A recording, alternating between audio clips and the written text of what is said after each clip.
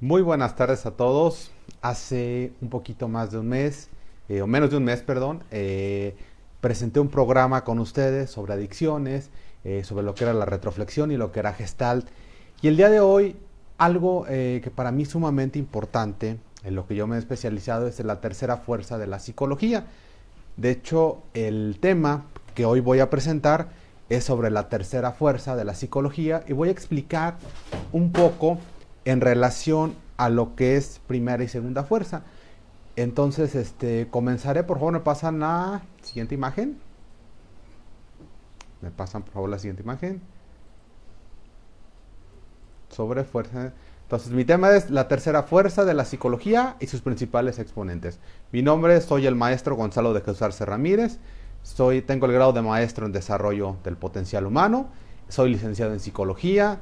Soy especialista en reconstrucción experiencial y estoy diplomado en adicciones, intervención en crisis y aprendizaje interpersonal. Muy buenas tardes a todos, de nuevo, en esta tarde fría, iniciando lo que es el mes del amor y la amistad. Voy a hablar de lo que es la tercera fuerza de la psicología, que es mi tema. Les pido que pasen el siguiente tema, la siguiente imagen, por favor.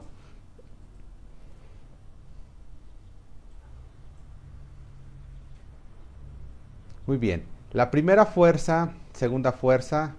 Primera fuerza, voy a hablar de lo que es el psicoanálisis.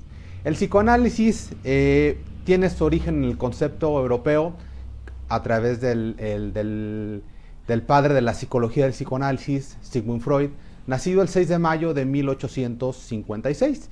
Sigmund Freud, médico de profesión, se entrena con su gran maestro Charcot en Francia, en París, sobre hipnosis. Y él se enfoca en atender a las personas por medio de esta propuesta de primera fuerza de psicología, que es el psicoanálisis. El psicoanálisis tuvo grandes aportaciones, tuvo un gran impacto por ahí en el año de 1900, donde los pacientes se enfocaban en sí, en atender problemas de tipo sexual, y sobre todo una técnica que aportó a lo que era la propuesta psicoanalítica, era la libre asociación. La libre asociación era la libre expresión del paciente. La segunda fuerza se caracterizó ya con diversos autores, como es Watson, como es Pavlov, como es Skinner, llamada conductismo. El conductismo se enfocó en predecir la conducta y manipularla y controlarla a través de diversos reforzamientos positivos y negativos. Y quien inició este movimiento de la tercera fuerza de la psicología humanista fue Carl Rogers. Rogers, nacido un 8 de enero de 1902, él tuvo su primera obra. De niño fue un niño tímido, perteneció a la clase media alta de Estados Unidos, obtuvo su doctorado en psicología. Esta frase es directamente de Rogers, dice: una persona, al descubrir que es amada por ser como es, no por lo que pretende ser, sentirá que merece respeto y amor. Palabras de Carl Rogers. Rogers, durante su propuesta de psicología, se dio cuenta de que algo faltaba. Él todo el tiempo de niño fue tratado de una manera muy estricta, fue de una manera como muy represiva, fue muy protegido por los papás, y entonces él comentó que las personas deberían sentirse libres. Y fue cuando formuló la hipótesis, y su máxima obra la escribió en el año de 1951, y la nombró El enfoque centrado en la persona o psicoterapia centrada en el cliente. En esta propuesta Rogers se basó en tres aspectos: lo que era la escucha, lo que era la comprensión y lo que era la empatía. La persona debería ser empático, sentir compasión consigo mismo y con los demás. Y un elemento muy importante era, Sigmund Freud los nombró pacientes porque era médico. Rogers le quita el título a las personas que adquirían un servicio de psicología y les nombra clientes. ¿Por qué clientes? Porque él decía que no eran enfermos, eran simplemente personas que adquirían un cierto tipo de servicio, como cualquier otro. Y lo nombra clientes. En los años 60 escribe otra obra que se llama El proceso de convertirse en persona, donde no solamente Rogers propone darle continuidad a lo que era el enfoque centrado en la persona, sino que ahora lo que propone es hacer un método de investigación. En los años 80, haciendo honor a su primera obra que se llamó Psicoterapia centrada en el cliente, lo nombra Educación centrada en el estudiante, en honor a su primera obra, y promueve lo mismo, que las personas deberían sentirse libres, deberían ser tratadas con empatía ahora por parte de los docentes, dando pie a la educación humanista. Esto fue las obras que aportó Rogers como tercera fuerza de psicología. Toda esta propuesta que estoy hablando de lo que es la tercera fuerza, en la que me he especializado, en la que más practico, en lo que es la psicoterapia y en mi manera de dar clase. Y que creo que los que han sido mis alumnos, los que han pasado, los que he asesorado en algunas tesis, los artículos que he escrito, saben que profeso estas ideas de Rogers. ¿Por qué? Porque Rogers me ha inspirado muchas veces a tratar a los demás. Una frase de Rogers que ahorita se me viene a la mente es: yo no puedo llevar a otro a más allá de lo que yo he logrado ser. Entonces, precisamente, si yo quiero fomentar el crecimiento personal en los demás, primero tengo que fomentar el crecimiento en mí. Otra de las frases de Rogers es: nada sustituye a la experiencia de vida. ¿Esto qué quiere decir? Que nosotros podemos tener muchas prácticas, podemos tener nuestro estilo de vida de una manera ordenada o desordenada, pero la experiencia de vida es algo que hay que vivir y que hay que asumir y que hay que ser aceptados incondicionalmente. Rogers dejó todo un legado desde 1951, en los años 60, vuelvo a repetir, con su propuesta del proceso de convertirse en persona. No solamente hace una teoría, la psicología, sino un método de investigación. Y en los años 80, vuelvo a repetir, lo nombra Educación centrada en el estudiante. Pásenme por favor la siguiente página, porque voy a hablar del segundo exponente de lo que es la Gestalt. ¿Qué fue la Gestalt?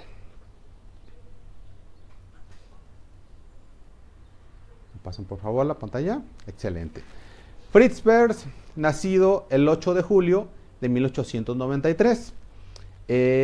Fritz, la palabra Gestalt es una palabra alemana que significa figura fondo. Fritz Perls, él pertenece a la clase media baja.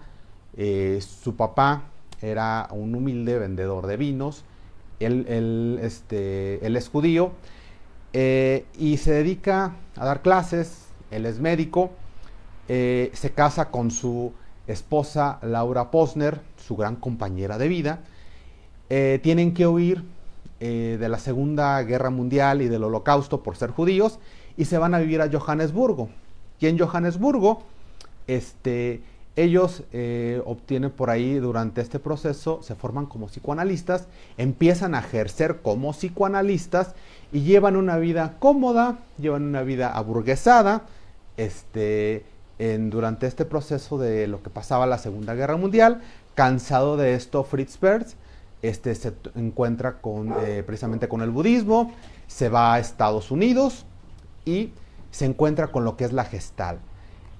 A diferencia de Rogers, Rogers era un gran escritor, era una persona muy creativa. Fritz no era escritor. Sus demostraciones acerca de lo que fue la Gestalt fue por medio de talleres, fue por medio de conferencias, de clases que daba, y su manera de aplicar psicoterapia fue como él demostró lo que era Gestalt. Él no descubrió la Gestalt, él le dio forma a la Gestalt. Fritz no hubiera sido nada sin la Gestalt, y la Gestalt no hubiera sido nada sin Fritz. Esta imagen que hace un momento presenté es la oración de la Gestalt. Es una de las aportaciones que dice: yo soy yo, tú eres tú, no vengo a cumplir tus expectativas ni tú las mías. Si coincidimos en este mundo será maravilloso, si no, no hay nada que hacer. Es una de las aportaciones a la Gestalt. Voy a mencionar otras de las ideas que mencionó. Fritz decía: ocúpate del presente más que del ausente. ¿Cuántas veces nos preocupamos por aquello que no podemos resolver en nuestras vidas? ¿Cuántas veces nos preocupamos por aquello que en este momento ni siquiera podemos imaginar qué va a pasar? Y eso nos hace sufrir, nos causa ansiedad y nos causa angustia. Otra de las aportaciones de Fritz era: entrégate al dolor, al desagrado y al placer con la misma intensidad. Fritz, ¿qué nos dice con esto? Que a veces cuando nos toca vivir dolor y desagrado, no nos gustan las experiencias de vida. Y cuando nos toca vivir placer, tampoco. Por ejemplo, simplemente al comer, no disfrutamos lo que comemos. No sabemos cuándo va a ser la última vez que vamos a comer. ¿Cuántas veces estamos pensando lo que vamos a hacer mañana, en un año, en un mes, y no disfrutamos lo que comemos, lo que hacemos y lo que tenemos? Y no tenemos muy en cuenta algo que nos enseñó Fritz, o algo que nos demostró, más bien en la palabra lo que nos demostró, es que hay que disfrutar del aquí y el ahora. Era uno de los conceptos de la Gestalt, el aquí y el ahora. Fritz, a diferencia de Rogers, llevó una vida un tanto desordenada, a pesar de que vivieron en Estados Unidos, junto con su esposa Laura Posner. Aquí presenta esta imagen de lo que es la Gestalt. Voy a leerlo todo. Yo soy yo, tú eres tú. Yo no estoy en este mundo para cumplir tus expectativas. Tú no estás en este mundo para cumplir las mías. Tú eres tú, yo soy yo. Si en algún momento, en algún punto nos encontramos, será maravilloso. Si no, no puede remediarse. Falto de amor a mí mismo cuando en el intento de complacerme traiciono. Falto de amor a ti cuando intento que seas como yo quiero. En vez de aceptarte como realmente eres, tú eres tú y yo soy yo. Muchas veces nos frustramos porque las personas no son como nosotros deberíamos ser. Es que la familia debería ser de tal manera. Es que mis amigos deberían ser de tal manera. Mis parientes. Yo les voy a hacer una sugerencia a todos los que me están escuchando y a todos los que escuchen este programa. Si quieren desilusionarse en esta vida, esperen algo de los demás. No hay que esperar nada de nadie más que de nosotros mismos. Simplemente recordemos estas sabias palabras de Fritz. Yo soy yo y tú eres tú. No venimos a cumplir las expectativas de nadie. Disfrutemos del aquí y el ahora. Sigo con la historia de Fritz, que me parece sumamente importante su historia de vida. Fritz con su esposa Laura Posner radicaron en Estados Unidos. Estando en Estados Unidos, Fritz empezó a llevar una vida desordenada. Tenía muchas alumnas, muchas seguidoras, tuvo muchas amantes. Laura Posner se da cuenta, se separa de Fritz. Fritz, empieza a llevar una vida desordenada, vuelvo a repetir, con diversas amantes. Y por ahí él, a mediados de los 60s, se encuentra triste, con problemas cardíacos, con una depresión bárbara. Y Laura Posner, como era el gran amor de su vida, lo vuelve otra vez a regresar a la casa, vive junto con él otra vez. Y en los últimos, hay una última imagen de un congreso que hubo sobre Gestalt, donde invitan a Fritz y le avisan un año antes a Fritz. Y le dicen precisamente que lo van a invitar. Y él, para esto, Fritz tenía su barba larga, que es la imagen que se presenta, que presento aquí al fondo de la pantalla. Tenía sus uñas largas, no le gustaba por ahí bañarse. Entonces, un año después, decide que no quería cambiarse, quería presentarse así, de esa imagen. Y esa es la última imagen de Fritz que hay. Fritz fue una persona también, en la forma de aplicar de psicoterapia, muy confrontativo. También, inclusive, fue una persona que tenía su manera de hacer psicoterapia, era también muy explosivo, vuelvo a repetir, no era muy buen escritor.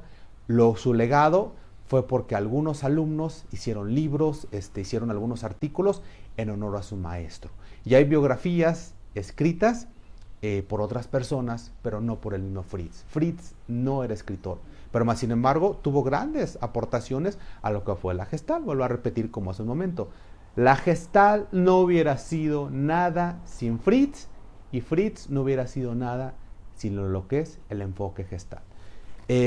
Fritz murió el 14 de marzo de 1970 y dejó todo un legado. Para esto, cuando el tiempo que se separaron, Laura Posner también formó su escuela de Gestalt y hubo dos escuelas de Gestalt posteriormente, una muy a lo Fritz y una muy a lo Laura Peirce. ¿Cuál es la diferencia? La escuela de Laura era mucho más humanizada que lo que era Fritz. Entonces, recordemos la oración de la Gestalt. No estamos en este mundo para complacer a nadie. ¿Cuántas veces nos desilusionamos de la vida esperando algo de los demás? Yo creo que esperamos algo de los papás, algo de los hermanos, de los primos, de los parientes, cuando realmente de los que debemos esperar es de nosotros mismos. O cuántas veces nos quejamos y renegamos, es que mi pareja no me cuida. Yo creo que el cuidado personal es una responsabilidad de nosotros, no de nadie más, ni de la pareja, ni de los papás. Hasta cierto punto nuestros papás nos forman y después el cuidado tiene que ser por parte de nosotros. Hay que ocuparnos más del presente más que del ausente. Hay que entregarnos al desagrado, al placer y al dolor con la misma intensidad. Es algo que nos enseñó Fritz en su paso por este mundo. Y de que siendo su papá un humilde vendedor de vinos, pudo impactar a la Gestalt enfocándose en lo que es el aquí y el ahora. Voy a hablar de el siguiente personaje, por favor me pasan la siguiente imagen, de Viktor Frankl. Me la pasan por favor completa la imagen. Viktor Frankl, nacido en Austria el 26 de marzo de 1905. Esta frase que voy a leer: el hombre puede tener algo por la vía del sufrimiento suyo y de los demás, y a esto se le conoce sentido de vida.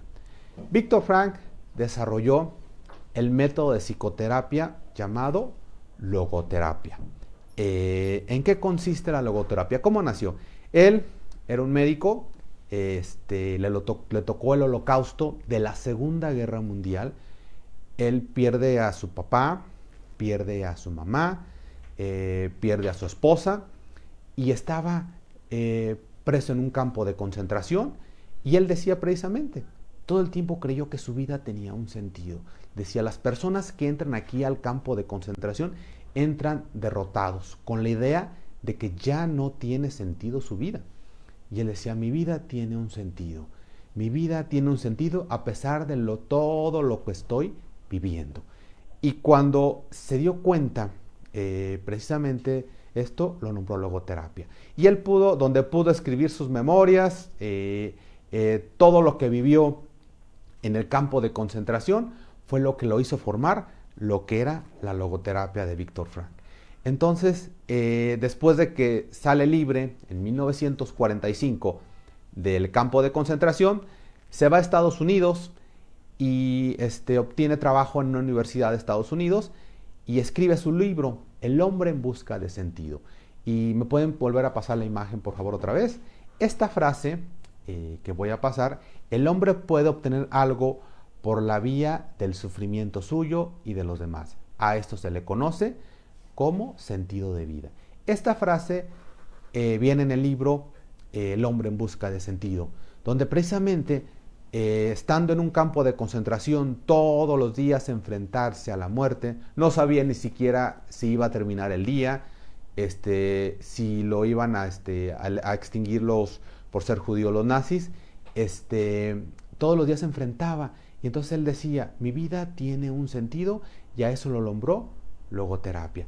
Dejó este legado, por favor le recomiendo este libro. Este libro es muy interesante, El hombre en busca de sentido, lo recomiendo porque es parte de toda esta propuesta de Viktor Frankl, que ahora se conoce como resiliencia. ¿Qué es la resiliencia? Es la capacidad de adaptarte a la vida y aprender de ella. Por muy difícil que sea la vida, todo el tiempo tiene un aprendizaje. Cuando a ti te sucede una experiencia negativa, tienes dos opciones: o aprendes la lección o te traumas. ¿Qué es lo que elegimos? Generalmente traumarnos. Y nos quedamos enfocados en el trauma, pero no aprendemos. Viktor Frankl nos enseñó eso por medio de la logoterapia. Hay que aprender, hay que encontrarle sentido a la vida. Voy con otra frase de Viktor Frankl. Dice, la vida personal no tiene sentido. El sentido se lo doy yo a mi existencia. La vida por sí sola es amarga, es cruel, es triste, es injusta. No nos han enseñado algo, y voy a comentarlo aquí en este programa. La vida no es justa, es generosa porque nos da la oportunidad de vivir. No hemos aprendido eso. En algún momento de nuestra vida se va a presentar alguna injusticia, no tenemos hermanos, no tenemos papá, no tenemos tíos, no tenemos dinero, nuestra familia está pasando por una situación económica difícil, los hijos están pasando por una crisis. La vida no es justa, es generosa, ya que nos da la oportunidad de vivir. A eso se le nombra sentido de vida. Todo el tiempo nuestra vida tiene que tener un sentido. Cuando deja de tener sentido, entonces prácticamente estamos muertos en vida. Algo que nos enseñó Víctor Frank, a que a pesar de vivir dolor y sufrimiento, podemos aprender algo de la vida misma. Ya que mencioné a lo que fue Carl Rogers, a lo que fue Fritz Perls y a lo que fue Víctor Frank, estos son los tres máximos exponentes de esta tercera fuerza de la psicología. Yo tuve la oportunidad de escribir un artículo precisamente hace 2 años que precisamente se tituló La tercera fuerza de psicología. Entonces para mí ha sido un gusto en este programa haber presentado cuáles son estos principales exponentes. Y ahorita voy a mencionar qué es lo que une estas tres fuerzas, porque curiosamente el concepto de Rogers se dio en Estados Unidos y el concepto de Fritz Perls y de Víctor Frank, por el hecho de ser judíos, tuvieron que huir de sus países para poder, tanto Fritz descubrir lo que era la Gestalt y Víctor Frank descubrir lo que era la logoterapia. Tuvieron que huir de su país por ser judíos. Fueron tres conceptos totalmente distintos en diferentes países, pero eso no quita que no formen parte de esta tercera fuerza de lo que es la psicología, que aclaro en este programa. Esta tercera fuerza en ningún momento está en contra del psicoanálisis, ni en ningún momento está en contra de lo que es el conductismo. ¿Qué es lo que los une a las tres? Lo voy a decir. Un concepto que se llama el existencialismo. El existencialismo es lo que percibe al ser humano como único e irrepetible. Rogers lo nombró enfoque centrado en la persona o psicoterapia centrada en el cliente. Fritz lo nombró Gestalt, o más bien las aportaciones que hizo a la Gestalt, y Víctor Frank lo nombró logoterapia. Cada uno de nosotros somos únicos e irrepetibles. Somos únicos e irrepetibles. No hemos aprendido eso. Nuestro destino y nuestra vida no es igual a la de otros. Por ahí leí hace días una frase que dice: no te compares con nadie, compárate con quien eras antes. Si has mejorado, quiere decir que vas bien. Pues confirmo eso, somos únicos e irrepetibles. Y eso es lo que nos ha enseñado esta tercera fuerza de la psicología. La psicología, vuelvo a repetir, nada tiene que ver esta tercera fuerza con las aportaciones que hizo Sigmund Freud, ni las que hizo el conductismo con Watson, Pavlov y Skinner, entre algunos por mencionar. Es una tercera fuerza que busca el desarrollo del potencial por medio de la trascendencia y el servicio a otros seres humanos, conocido como filantropía, que es el amor por el género humano. Y ya que se acerca este 14 de febrero, que estamos en el mes del amor y la amistad, voy a hacer esta reflexión ya para ir cerrando este programa sobre las pérdidas. Voy a mencionar esta frase que dice: el dolor, la enfermedad, la muerte y las despedidas es parte del proceso humano. Recuerden, disfruten de sus seres queridos, disfruten de su pareja, de sus hijos, de su familia, porque no sabemos cuánto más los vamos a tener. Descubramos el sentido de vida de Víctor Frank, descubramos el aquí y el ahora de la Gestalt, seamos empáticos y seamos humanistas, como nos enseñó Carl Rogers, porque vuelvo a repetir, el dolor, la enfermedad, la muerte y las despedidas es parte del proceso humano. ¿Dónde me localizan? Mi consultorio está en Paseo de las Fresas, 395A, en Jardines de Irapuato. Mi teléfono, 429-100-1912. Me pueden enviar WhatsApp, me pueden enviar mensaje o llamar para alguna cita.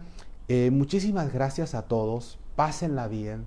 Disfruten de sus seres queridos porque no sabemos cuándo se van a despedir de ellos. Disfrutemos nuestro paso por ese mundo y desarrollemos nuestro potencial por medio de la trascendencia de los seres humanos. Muchísimas gracias a todos y un fuerte abrazo. Pásenselo muy bien este 14 de febrero, hoy y siempre. Un saludo. Gracias por todo. Y mi formación profesional.